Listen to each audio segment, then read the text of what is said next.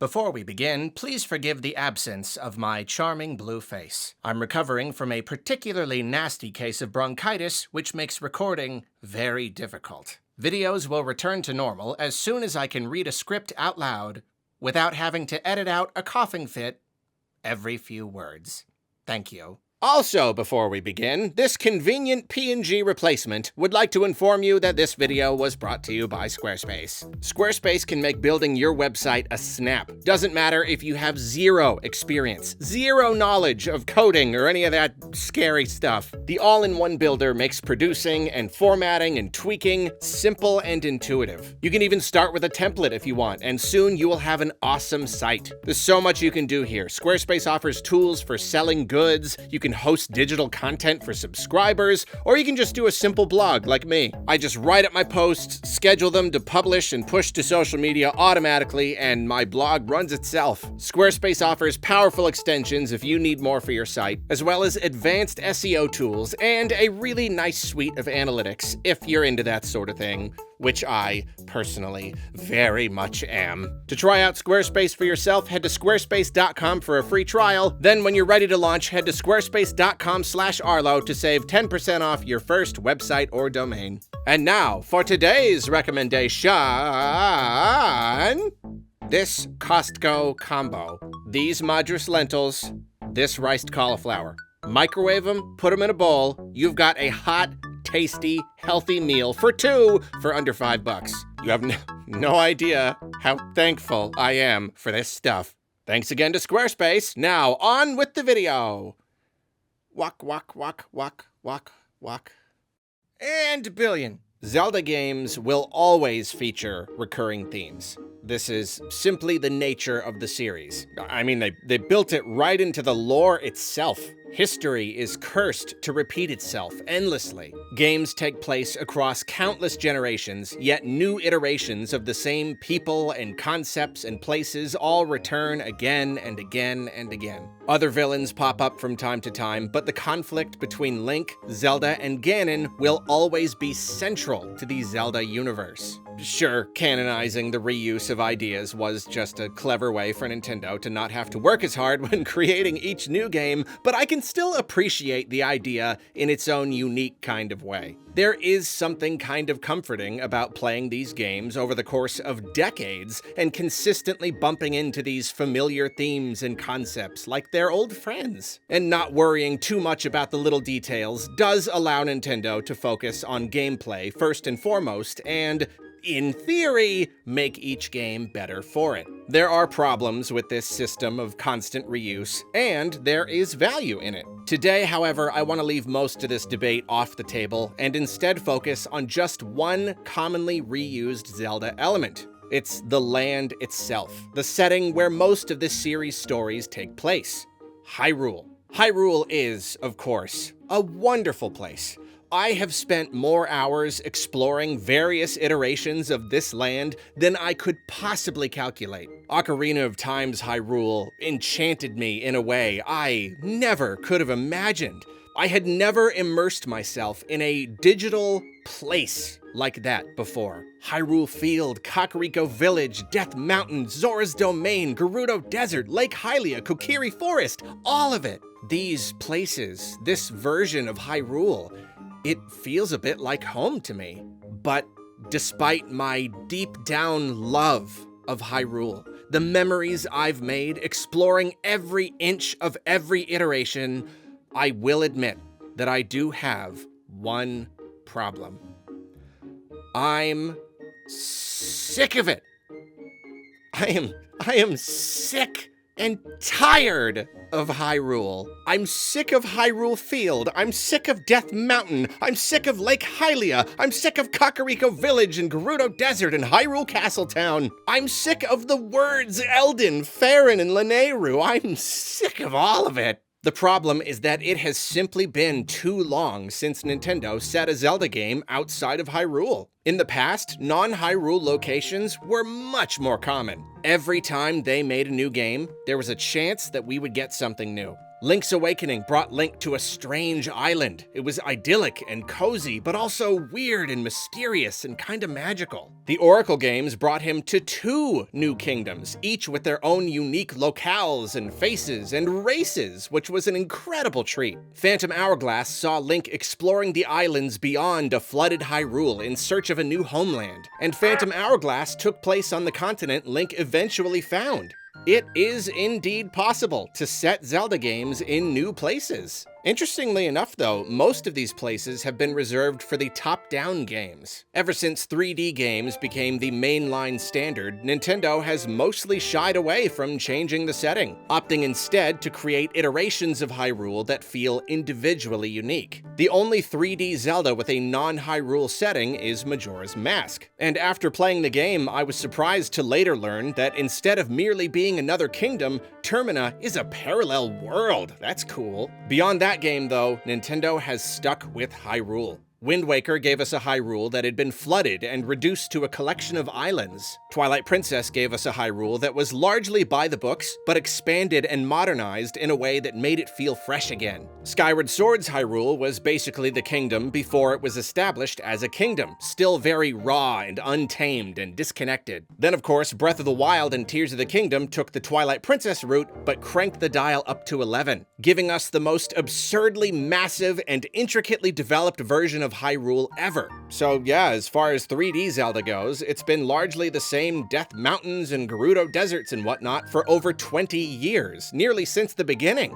Development of top-down games, which were once much more common, has slowed to a trickle. And whereas they more commonly provided new locations in the past, the ones we've gotten more recently have all stuck with Hyrule. In the 15 years since Spirit Tracks and its new Hyrule, we've only gotten 2 top-down titles. Link Between Worlds, which not only takes place in Hyrule, but in a version modeled after the one from Link to the Past, and Echoes of Wisdom, which just takes place in Hyrule. Just simple as that. It's bigger than the Hyrule from other top-down games. I guess that's its thing. If you want to be generous, you could throw Triforce Heroes into the mix here.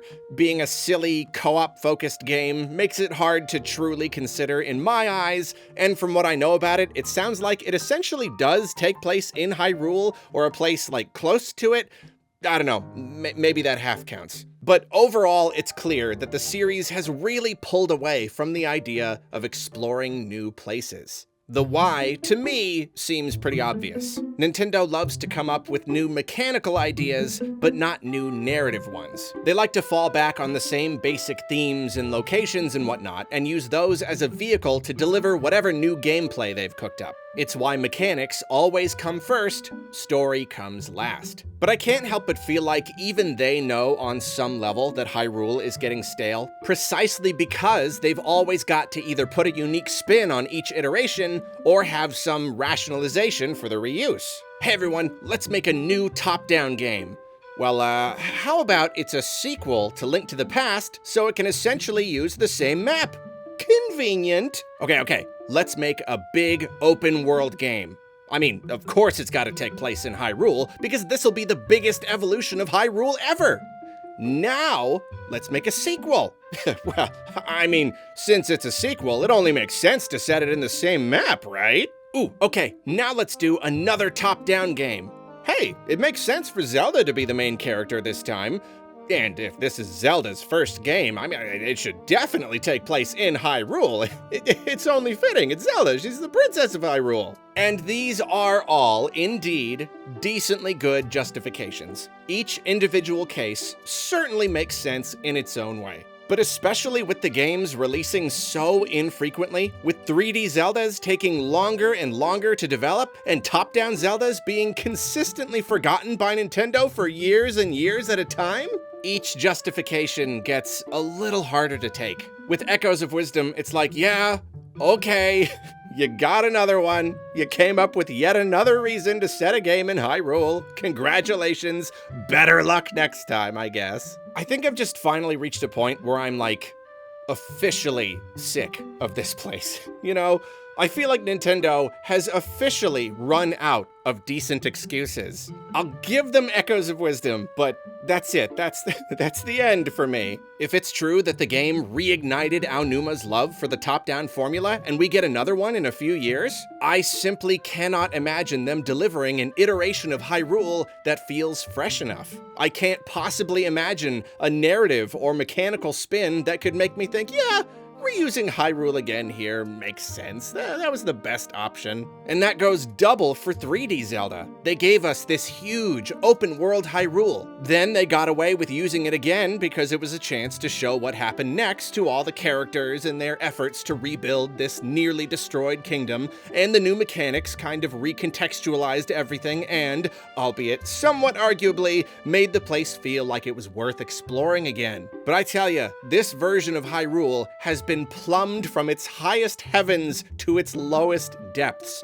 There is nothing else you can do here. How Nintendo can possibly follow up Tears of the Kingdom, considering where the series has been and what their current philosophies are, is a much bigger discussion for another day. But I'm at least confident in saying that the next 3D Zelda can't take place in Hyrule. If they stick with this open-air structure, how could they bring us back to Hyrule again? I mean, hey, maybe it's possible, but it would require reshaping not just the landscape, but the entire gameplay and narrative experience so dramatically that I'm not sure if it's within Nintendo's abilities, or at least their desires. Like, reusing the same map a third time?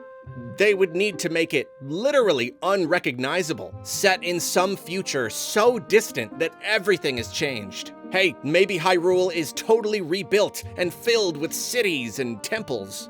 Maybe this is their chance to give us a full sci-fi Zelda experience. I'll take the same map again, if it's now covered in skyscrapers and hoverbikes. And if they didn't reuse the same map, but did want to set the game in Hyrule, and also still go with the whole open air thing, what do? Just mix it all up and start again? Put Death Mountain and Lake Hylia and Hyrule Castle in slightly different places? Make the map even bigger? I certainly don't like that idea. I feel like we're already approaching diminishing returns in regards to map size here. I just can't see how they could do it. I can't see how they could give us another Hyrule and have it feel like anything but a cheat. Like them taking the easy way out because they simply can't be bothered to come up with something new. That's not necessarily to say that this only comes down to their willingness or lack thereof to come up with new ideas. You know, it's not just Nintendo being lazy or whatever. I think a lot of it is that Nintendo knows familiarity is important. It's why they went through a period where they didn't want Mario to be too weird. They like the idea that a person who hasn't played a Nintendo game for 20 years can pick up the latest one and feel like they're just slipping right back into the same comfy pair of shoes. I think they are simply most comfortable in Hyrule, because they feel that a Hyrule-based Zelda game has more broad appeal. I don't feel like arguing that point today, but I do think that's their perspective on the matter. If they can get away with using Hyrule, they want to. If they get weird with it, there's a chance that the end product will be a little less approachable to long-returning players. Thus, their over-reliance on Ganon as a villain. We all know who Ganon is. If you've played even just the first game, nearly 40 years ago, you will intuitively understand what most subsequent Zelda games are about. But you can only rely on familiarity to a point. There will come a time when you've got to do something new. And I really do think that for both 3D and top-down Zelda, Nintendo has kind of painted themselves into a corner. They've got to set the next game somewhere outside of Hyrule in a new kingdom. Or heck, imagine returning to an old one. I really doubt they would do that, but man, it would be so cool. Whatever the case though, we just need something new. Or at least, I need something new. Because if the next game takes place in Hyrule, maybe overall it will turn out okay. Maybe they will come up with yet another very convenient reason why using Hyrule is perfectly fine, and maybe this new game will sell just as well as ever. Maybe everyone will love it, maybe this really isn't that big of a deal at all, but at least personally speaking, I am at my limit here. I need a new place. And with a new place comes new environments and people and cultures, and I need all that too. It's very much an issue of creativity. Limitation can breed innovation, but limiting yourself too much can lead to stagnation, to the endless recycling of old ideas. It probably goes without saying, but there's no doubt some of the most creatively interesting Zelda games have been the ones set in new places. Majora's Mask and Link's Awakening, in particular, are dearly treasured among fans for daring to be so different, so incredibly unique. The Oracle games wouldn't have captured my interest to nearly the same degree if they didn't offer 2 entire new lands for me to explore. And I have problems with Phantom Hourglass and Spirit Tracks, mainly the controls, obviously. But if there's anything I adore about those games, it's that they just feel different. Zelda is all about that sense of wonder and exploration, and this requires surprise, novelty. Yes, you can instill this sense in the player by creating some exciting new mechanic, or showing us something old but in a very new light. But this will only take us so far. Sometimes we need something truly new. I mean, geez, if where can Zelda go from here is such a tricky question, if it kind of feels like they've made the series as big as it can possibly be, and they clearly intend to continue with this new formula, even though a lot of us are feeling kinda tired of it, I say setting the next game in a new place is the easiest solution. If they want to give us another game using the same formula, essentially a Breath of the Wild 3 with the massive world and the monster camps and the Koroks and the core set of unchanging abilities and the shrines and the open-ended physics-based puzzles and all that, I think they could probably get away with doing more or less the same thing if they just gave us a totally new kingdom with a really different story and set of characters. They've avoided leaving Hyrule for so long, but now I feel like doing exactly that is kind of the key to reusing most of their other ideas they don't want to let go of. If each game has something of an economy of ideas, where just enough has to stay the same and just enough has to change, and it's all gotta balance out, it's time to pay the piper and give Link a first-class ticket to anywhere but here. What makes all this funny is that, really, anyone asking for new Zelda locations is really not asking for a lot. I mean, if you want to look at the greater gaming landscape, setting dozens of games in the same singular place is actually not very common. It is not too much to ask for sequels to, at least sometimes, utilize new locales. But even recognizing the unique scenario we Zelda fans find ourselves in, wanting a new game set in a new kingdom is perfectly reasonable, because no one thinks that Zelda should never return to Hyrule. This entire video I've been complaining about Hyrule, making a case that we need to leave it behind, but even I know that we'll never leave Hyrule behind completely, are you kidding? Just as I always hope for new Zelda villains, but I know that Ganon will always be the big cheese. I don't want to leave Hyrule behind forever any more than I want to leave our big desert pig boy behind forever. I just need a break. Something to break up this feeling of over-familiarity. Nostalgia can only go so far, and then it starts to lose that warm, comfortable feeling. I can only scale Death Mountain so many times in a row before it stops feeling like an old friend I bump into from time to time, and more like an overbearing coworker I see every day who won't stop talking about sports I'm not interested in and borrowing my Kewpie mayo. If the next 2D or 3D Zelda takes place outside of Hyrule, I'll know that means the one that comes next will almost certainly return to Hyrule. That's how it goes. When Nintendo does something different, it's at least partially so they can even more comfortably return to the usual later on. I recognize that, and I'm fine with it, because when they do return to the usual, I will also be more comfortable with it. Maybe I'll even be a little glad, like slipping on those old shoes. But work with me here. Absence makes the heart grow fonder. Let's give Hyrule a break. Just for a bit. 1 or 2 adventures. At that point, we'll see where I'm at and if I'm still feeling sick of Hyrule. Do any of you feel a little tired of this place as well? Is Zelda perhaps at its best when it's set in a familiar land? And most importantly, do you think it's possible that Nintendo will finally give us a new kingdom to explore in the next title? Well, I, for one, can't wait to find out. In 9 years.